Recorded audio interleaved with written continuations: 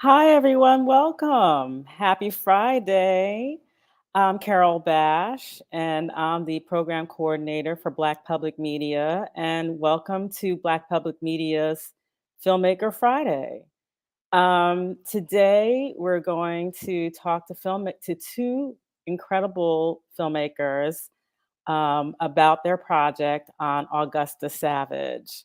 The name of the project is called Searching for Augusta Savage, and the filmmakers are Charlotte Mangin and Sandy Rattley. But before we get into introducing the filmmakers, I'm going to show you just a quick clip of the program that's now being streamed on American Masters online. So Augusta enjoy. Savage was a waymaker. She was an artist advocate, an artist educator, and an activist. The way that she was navigating her career, I began to really think about her as a race woman, putting the Black body and the Black experience at the center, creating a deeper understanding of race in daily life.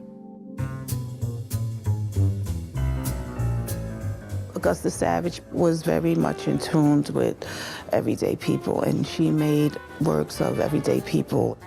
Which work speaks to you the most? Well, I have to say Gammon. That was my first encounter with her work. A sweet little boy with his cap on. He was contemporary and definitely Black.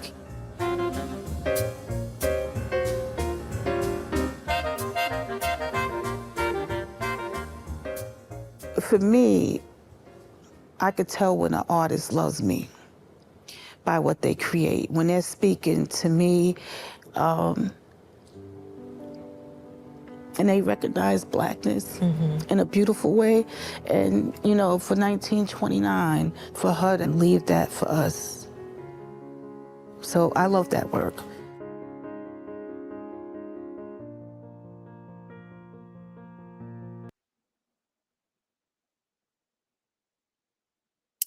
So, as you can see, a very powerful clip and a very powerful film. Before I bring on the filmmakers, if you have any comments or any questions concerning searching for Augusta Savage, please put them in the comment section or in the chat so we can look at your comments and questions and hopefully have a chance to get to them before the end of the program. But right now, I'm going to bring up the filmmakers. Charlotte and Sandy, please join me. Hi, Carol. Hi. Happy Friday. Hi. Thank you for having us. Thank you for hosting us on Filmmaker Fridays. Absolutely. Our pleasure.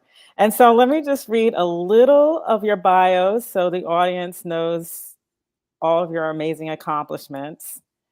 Charlotte is a documentary filmmaker with over 20 years of experience in multimedia storytelling, fundraising, and nonprofit management.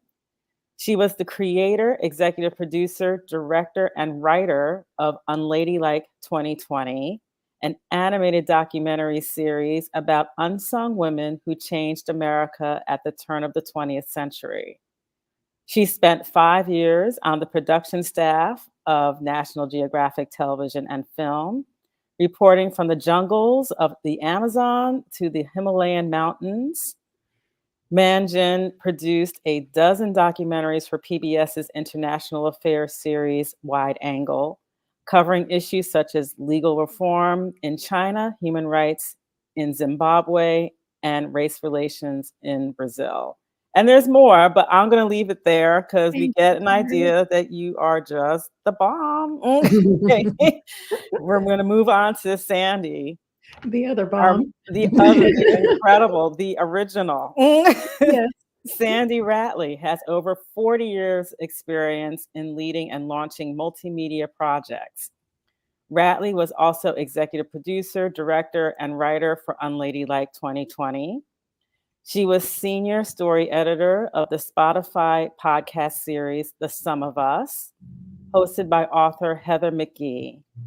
Rattley was also executive producer of seminal documentary projects, including the Peabody Award-winning series Wade in the Water, about African American sacred music produced by NPR and the Smithsonian Institution, and Making the Music, hosted by Wynton Marsalis, produced for NPR and PBS.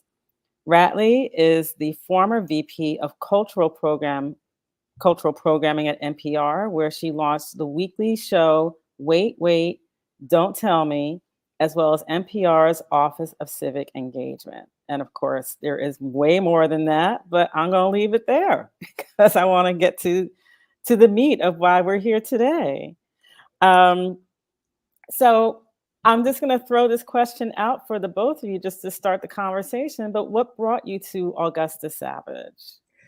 Well, Carol, as you mentioned, Charlotte and I produced together a series called Unladylike 2020 that was looking at the women who created history long before women even had the right to vote. So this series of 26 profiles of 26 amazing history makers came out in 2020 for the centennial of the passage of the 19th Amendment. And so we researched, Charlotte did years of research, and we found 250 amazing women that we felt were worthy of documenting.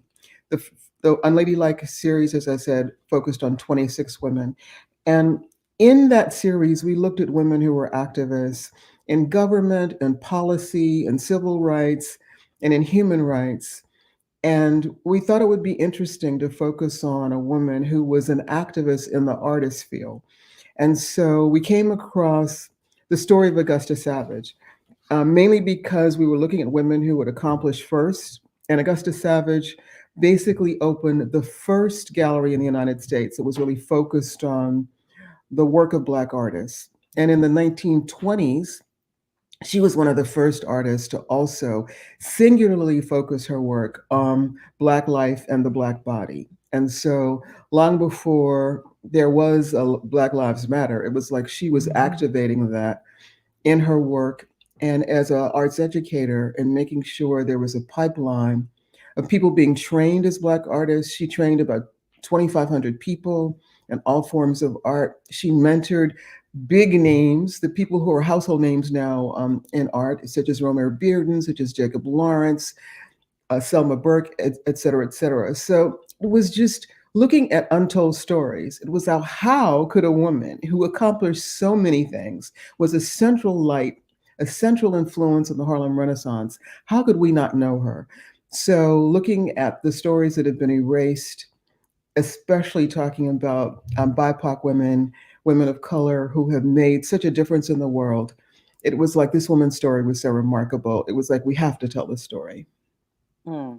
Amazing. Yes. Charlotte, did you want to add anything? Sure, I would just add, and then in the context of today, recent studies show that less than 1% of museum acquisitions are of work by Black women artists. And white men's artwork constitutes, is it 87% of museum collections still today? So 100 years later, some of the representation issues that she was fighting for back then still apply. So it just really felt like her story resonates. And Carol, we thought we were doing a story that was really more like a deep cover investigation. It's like, because it seemed as if Augusta Savage was erased from the art canon because she was an activist. She was a member of the UNIA. She was really kind of a Black nationalist. And UNIA being Marcus Garvey's United Negro Improvement Association. And so it was she actually kind of marginalized because she was an activist, was one of the ideas we were really investigating. And as it turned out, in some ways, it wasn't as if there was a concerted effort in a way, but it was just in that time period, just as we look at the fact that a lot of Black women who were the central organizers of the civil rights movement, were kind of sidelined. In the Harlem Renaissance, the women who were some of the main organizers and the catalysts for things happening, they were marginalized as well. And so that was the case of Augusta Savage. that she was considered a leading light of the Harlem Renaissance, and yet and still most people don't know about her. Mm. And nearly half of her works of art are missing today. They were either destroyed, as was the case, for instance, for her most famous work, Lift Every Voice and Sing, based on the poem and song that became the Black National Anthem. She was commissioned to create it for the 1939 New York World's Fair. It stood 16 feet tall, and is sometimes known as the harp because it shows a hand of God holding a choir of 12 Black children singing, as a symbol of African Americans' contribution to music. And at the end of the fair, she didn't have the resources to ship it or store it anywhere. No museums were going to acquire it, and it was literally bulldozed. And unfortunately, much of her art, because she never had the resources to cast it in bronze or other durable materials, didn't survive. Plaster is very brittle. And clay as well. And clay as well. Yeah. So based on our research, 100 of her documented 170 works of art, more than 60 are missing today. And the ones that exist, some are in public institutions. The Schomburg Center, which is the New York Public Library's branch on West 135th Street, has the largest collection of 22 pieces. Most of the rest are in private collections. I'm so sorry, there's someone at the door. I'll be right back. No worries. We'll just continue on. Yes. Please. And that's that brings up a whole line of questioning around resources and funding and who gets access to that kind of money. But the fact that you're talking about this work of art that has been bulldozed and it's in your film. I wanted to talk about how the process in which you all went through as filmmakers to sort of reimagine, those lost pieces of art, in the film. Well, as far as we're concerned, this film really does focus on erasure and how important chapters of Black history, women's history, American history have been lost. And in telling stories of Black women and BIPOC women, we find it's often challenging because that archival documentation, those photos, the film just doesn't exist. The personal records. The personal records. And so Augusta Savage was born in 1892 in Green Cove Springs, Florida.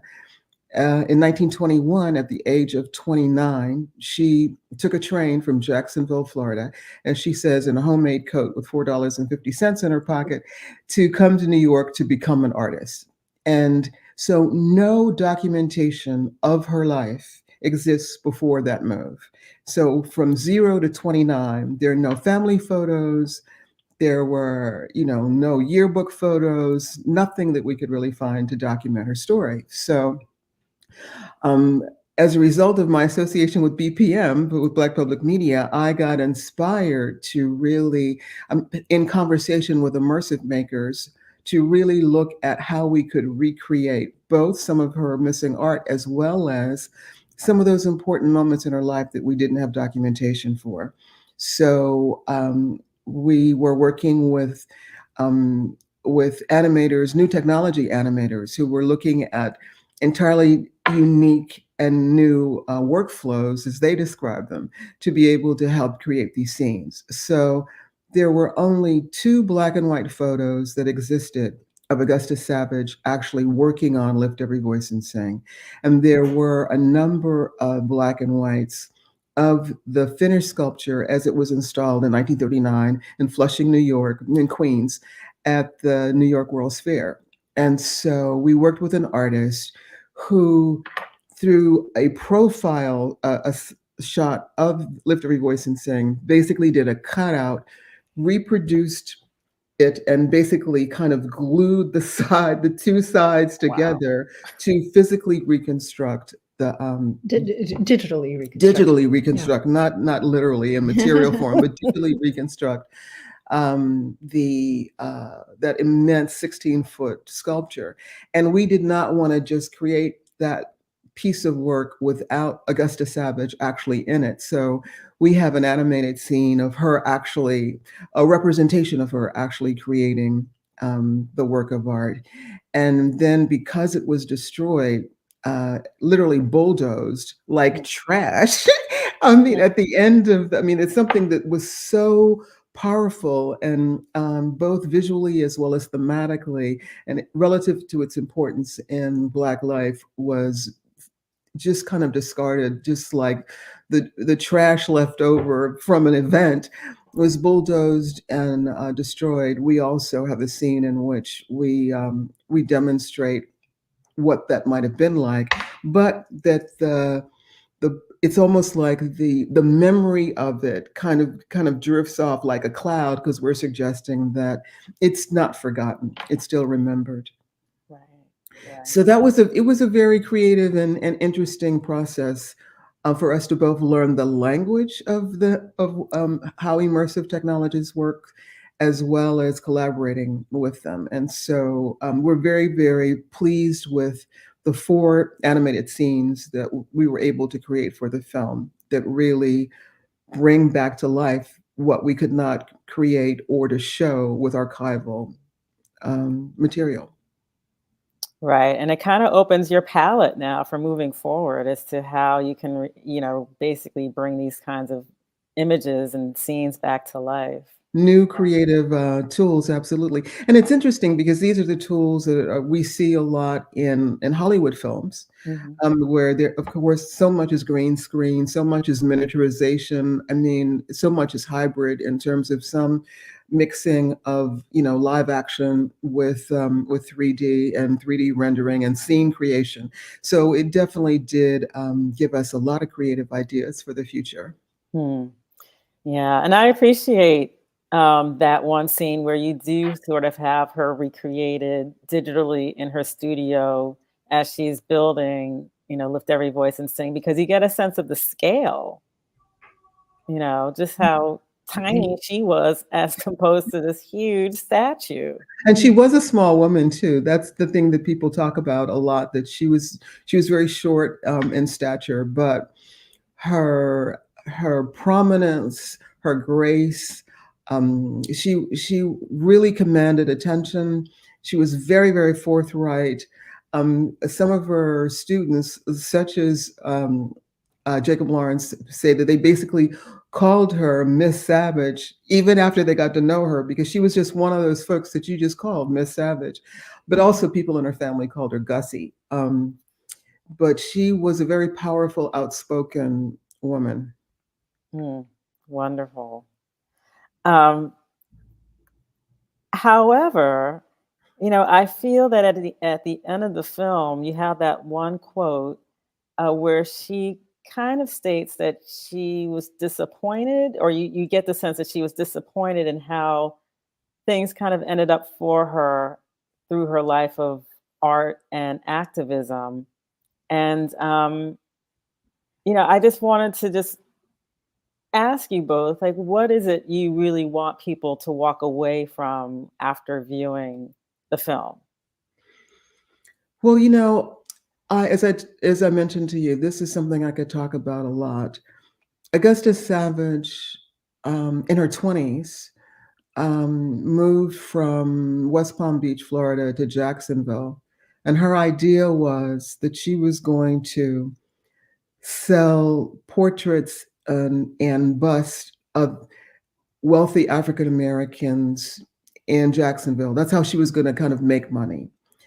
And she was not able to really kind of make that happen. As she became more established, she traveled around the country and was speaking primarily to Black audiences, saying, please buy Black art, please support Black artists.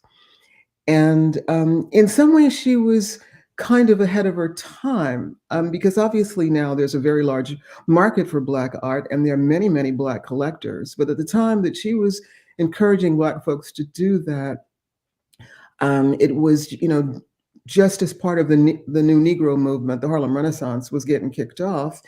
And the idea of Black folks actually having art in their own homes was not necessarily something that a lot of people did. But she was going around the country kind of encouraging people to do that. As Jacob Lawrence describes in our film, that she says at a certain moment that our community isn't ready for me. I'm not really getting the support that, and because in 1939, when she opened the Salon of Contemporary Negro Art, the first gallery for Black art in the United States, it only stayed open for 3 months because she had, in her first exhibition, she had 30 different artists. And all that art was for sale. And because it was right at the tail end of the Great Depression, when the whole economy was also in a downturn, she was not able to sell any of that art. And it was very discouraging for her. It was absolutely discouraging. But I do feel, and Charlotte, please jump in. I do feel that she continued to say that she was not going to be discouraged, that when she faced racism, when she initially won a fellowship to study sculpture in Paris, and then they found out she was Black and then rescinded that, she said it just made her stronger. And it seemed as if with all of these setbacks, she became more and more dedicated. So in the last chapter of her life, she really committed to, she continued to make art. She continued to educate children in art, which was something that she was very committed to. And she started writing children's books. She started writing poetry. So she always, regardless of what those challenges were, she always found a way to continue to be creative and to continue to make way for others, which I think is really, really inspiring.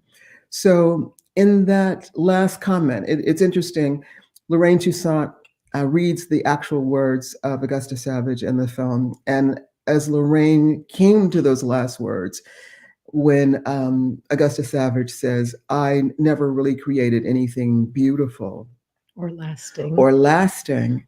it was a reference to knowing that Lift Every Voice and Sing had been destroyed, and that much of the art she created while she was in Paris, she wasn't able to transport back to the United States. And so I'm sure there was some melancholy about that. But the thing that she really says is that if any of the students that she taught, that her legacy would live on.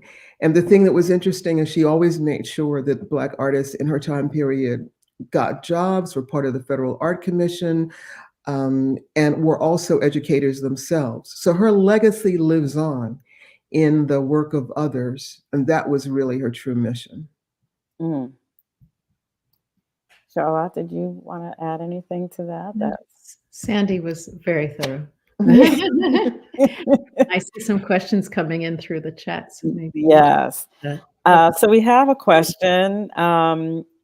Could you make a feature film about the leading women of the Harlem Renaissance based on your research so far? Absolutely. We're ready. If that person has any means to help us do that, please. We are. It's an idea. We really feel like Augusta Savage deserves a feature film. There are a lot of issues that we could not really include in a 22-minute short. As many other Black artists in the time period were, Augusta Savage was basically being investigated by the FBI for her activism.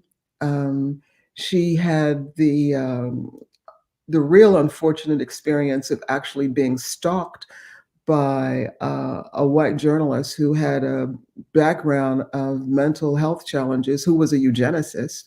And she went to the police to try to get protection because at one point he actually physically attacked her, but the police would not come to her support. So there are many, many, many issues that are really interesting in her life story that we were not able to include. She was married 3 times. Her last husband was the Secretary General of the United Negro Improvement Association, and he had gone to Liberia to to discuss with the president of Liberia plans for the Black repatriation, and died on a boat, died of pneumonia on a boat coming back to the US, basically 3 or 4 months after he and Augusta had gotten married. I mean, so her story is really, really dynamic in terms of all the things that she experienced. And as this person has pointed out, the women of the Harlem Renaissance would make a really fascinating series. Yeah, because they all have fascinating stories. Mhm. Yeah. Another question is, how long was the film in development? We first received a seed grant from the National Endowment for the Arts last spring, so about maybe 10 months ago, which American Masters matched, and it got us going with research over the summer. We went to do shoots in the fall at the Schomburg Center in Harlem and various locations in Harlem where Augusta Savage's institutions used to be. As well as upstate in the Catskills. She retired for the last 15 or so years of her life in this small farmhouse in Saugerties. And we filmed also in her hometown of Green Cove Springs, where there's now a community center named in her honor, where her legacy does live on in art classes for children today. So all those shoots happened in the fall, and we were editing throughout the winter and delivered literally a week before its premiere on February 15th in honor of Black History Month. And yesterday, Leap Day, she was a leap year baby, born on February 29th. We had our first public screening at the New York Public Library, and we're launching a big engagement campaign with a screening at the Metropolitan Museum this coming Sunday in partnership with their newly opened exhibition called The Harlem Renaissance and Transatlantic Modernism, which you should check out. It's extraordinary and includes 2 pieces by Augusta Savage that are on loan from other institutions. So yeah, it's an ongoing journey. I know we're running out of time, Carol, but I just also want to mention that we have, with WNET Kids Media and Education, developed a curriculum for grades 6 through 12 to teach Augusta Savage in history, social studies, and arts education. And there are 3 chapters. So they pulled excerpts from our film and built kind of 3 chapters of subject matter, one focusing on the Harlem Renaissance, one focusing on Lift Every Voice and Sing, both the anthem as well as the sculpture, and the third looking at Augusta Savage centering the Black body in her art and Black life. Wonderful. We have one more minute or a few, so I'm just going to throw one more question at the both of you. What's next? What's your next projects? What's going on? Well, before we answer that, before we run out of time, thank you to BPM. I mentioned the NEA, but Black Public Media was our largest funder, so we could not have completed the film without you. Searching for Augusta Savage would not have happened without Black Public Media. Yes. So thank you for that support. What's next? We're in development with a lot of new ideas. One on the history of marriage in America from a feminist perspective.